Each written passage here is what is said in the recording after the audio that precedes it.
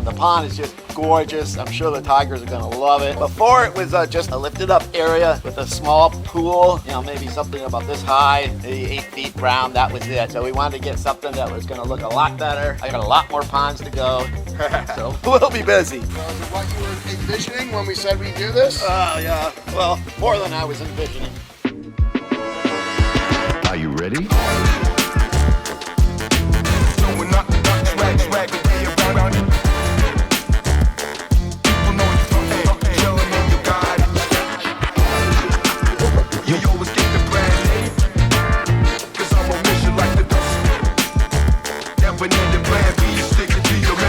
Are you ready?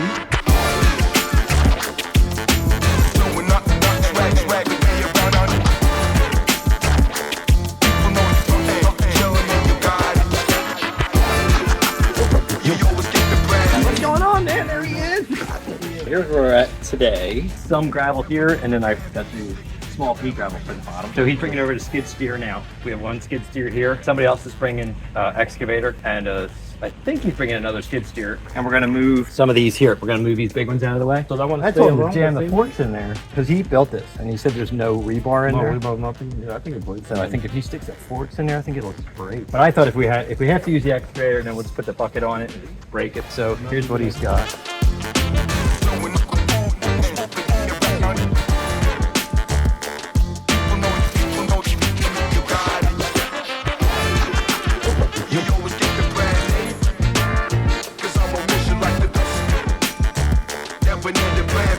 Biopauls on that corner right there. You have a pause like I put around.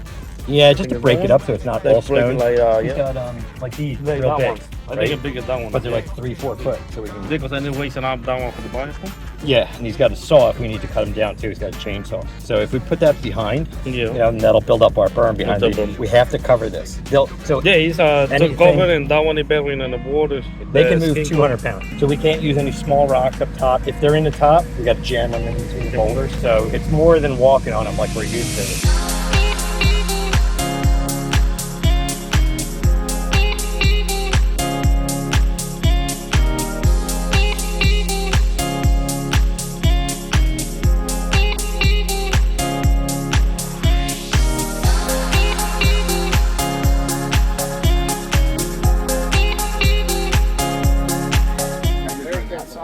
They're just right behind that. Great crates boxes. over there. Really?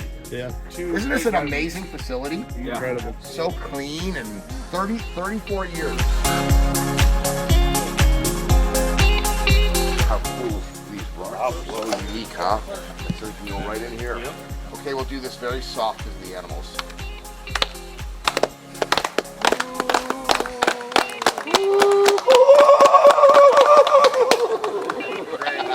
Gotta get the kookaburra in there. Great. That's your spirit animal. That's my spirit animal. There you go. That's good. So everybody, this is the proprietor, Mark McCarthy. This is his place. Thank you for coming. Thank you for helping. Talk about how we met Kenan and then the history of this incredible place. Kenan turned me on to Greg and Aquascape, and then we got together, and this is what we developed here. The pond is just gorgeous. I'm sure the tigers are gonna love it. Well, what was here before? Because most of these people have not been here. I've only been here once for an hour, so. Before it was just a lifted up area with a small pool, you know, maybe something about this high, maybe 8 feet round, that was it. So we wanted to get something that was gonna look a lot better. I got a lot more ponds to go. So we'll be busy. Anyhow, I started this place in 1990. I came up from Miami with some tigers and leopards and stuff. I was scoping out no this problems. I got some tigers and leopards in the trunk. So I went over there and told them I'm coming up with some animals. And they're like, oh, we love animals. We got horses, we got dogs. I said, well, this is what I'm coming up with. And both of them looked at each other. They looked back at me and they just went, that'll be cool. They're my biggest ally out here in this area. Been here since 1990. It's been a long haul. He started with just an acre and a house, and then moved on, bought a couple more, bought a couple more, bought a few more, bought a few more. And so now we're way up there. And one thing I'm proud of is if you go on the TripAdvisor site, we're the #1 attraction in Palm Beach County. We beat out the zoo, we beat out Lion Country, which is kind of surprising because I'm just kind of a Well, the place is backyard immaculately kept. And you have like 5 acres here? We have 8 acres here. From that point on, I got to start buying up houses. So. So you're living the dream. I'm living the dream. It's something I always wanted to do. I started in the business back in 1972. I went out to Arizona, caught a whole bunch of rattlesnakes and stuff, came back home to Michigan, and my mom was like, there's no way you're bringing that stuff in the house. Yeah. I said, I'll go put it out in the barn. No, you take it right back to Jim Langhammer, who was the curator of reptiles at Detroit Zoo. So I was a little upset about it. Bagged up all my snakes, put them in my little Boy Scout backpack, grabbed $30 out of my drawer, stuck out my thumb, and hitchhiked from Michigan down to Miami. And I ended up at the Miami Serpentarium, who Bill Haas was the guy that would catch the cobras and extract the venom. This guy was my rock star. And I went in there to apply for the job. He gives me the job, or he says to me, here's an application.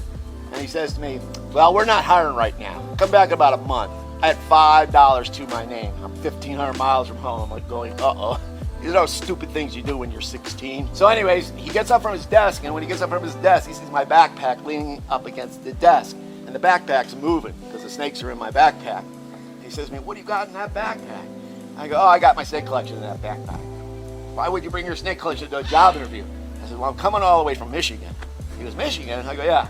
How'd you get here? I says, I hitchhiked. And he took a step back. He goes, wait a minute. You mean to tell me you hitchhiked all the way from Michigan With a backpack full of rattlesnakes just to come work for me? I said, yep, you're hired. Got $1.60 an hour. His daughter, Naya, had a pet lion at the time. So that's kind of how all the snakes and the cats started. And then from then on, I've been in the animal business. Thank you very much. All right, so Bruno, talk a little bit about this build that you did, because you started on Tuesday, Wednesday? We did get to start on Wednesday. We were able to start. We were planning on starting Thursday, but I'm glad we were able to start Wednesday. We took out the old. It was like a bowl, big bowl concrete mini pond that they used to have, and then we dug this out. I'm glad we didn't hit any water. You can see it's raised a little bit because it floods here, but Is that why you raised it? it's been raised, but we kept it at that level. You actually get Because it does water get through here in heavy rains, huh? If we get a lot of heavy rain, Okay, so it'll that get was kind the of thing. wet out here, and some of the cage is a little bit wet. The trails get all wet, so. What size pump did you put in this? This has a 5 to 9. Okay. It's got a 6,000 biofalls. There are 8 blocks. Is that about right? About 9 8? blocks for the intake bay? 9 on the intake bay.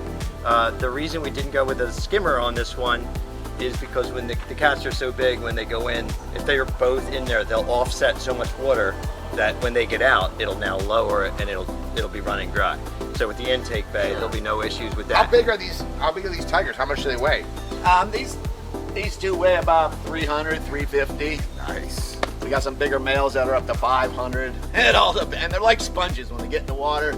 They absorb like all the water. They'll charge up to the fence and just jump up on you. Who's ever on that side gets soaked. Part of the experience. Yes. All right, let's fire this up, buddy.